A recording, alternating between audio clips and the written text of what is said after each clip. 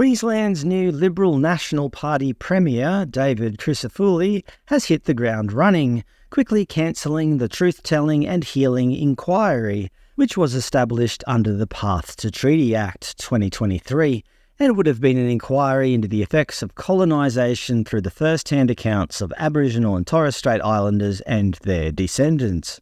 The LNP cancelled its support for the Path to Treaty process due to the division caused by the Voice to Parliament referendum last year, where Queenslanders overwhelmingly voted against the constitutional amendment. With regards to the inquiry's truth-telling events scheduled for December this year on Stradbroke Island, Mr Crisafulli said, "We won't be allowing those to go ahead, but it will be done with respect and decency.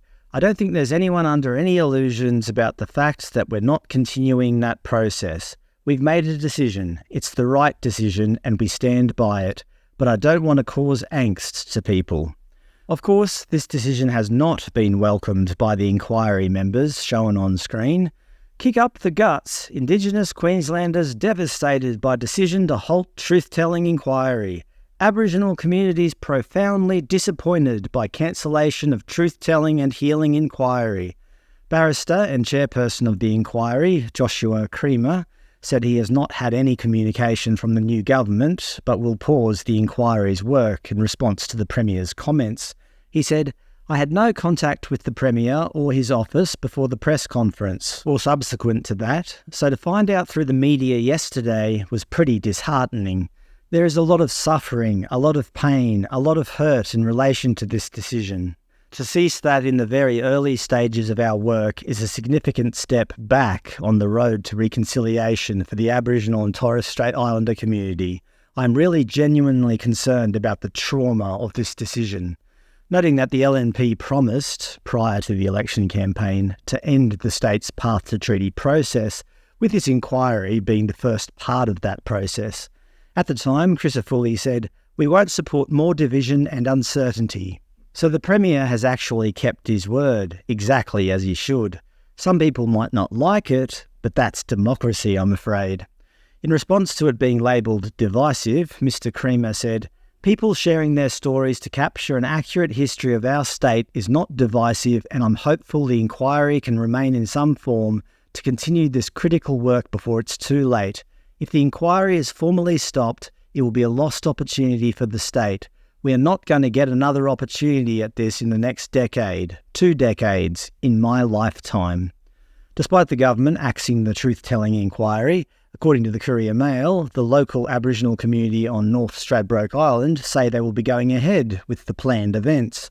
It's been labelled as an act of defiance, but from my perspective, people can do what they like. As long as no taxpayer money is involved, then the Premier has kept his promise, and of course the local residents can have as many truth-telling sessions as they like. I don't see a problem with that. The issue was always with whether government should be involved or providing funding from our taxpayer dollars, which the current Premier has said no, they will not, as per his promise prior to the election. In other news from Stradbroke Island, apparently the Palestinian flag is now flying next to the Aboriginal flag, or certainly had been. If this is on private land, so be it. But if this is on public land, what the hell has the Palestinian flag got to do with the administration of North Stradbroke Island? While the new Premier was scrapping truth-telling inquiries, he has also been putting the axe to the controversial Pioneer Burdekin pumped hydro project. In 2022, then Premier Anastasia Palaszczuk said the project would cost around $12 billion. Then during her successor's Stephen Miles' reign, it was slated to be $18 billion. Then Queensland Treasury found there was a 90% chance the project would cost over $24 billion. And now the most recent estimates by Treasury are saying almost $37 billion. Anyway, the project has since been found to be commercially unviable, and the current government have consequently scrapped it. So yes, the new Premier has taken little time to trim the fat, so to speak, as well as hopefully keep division at bay, although it seems like some people are not willing to take no for an answer.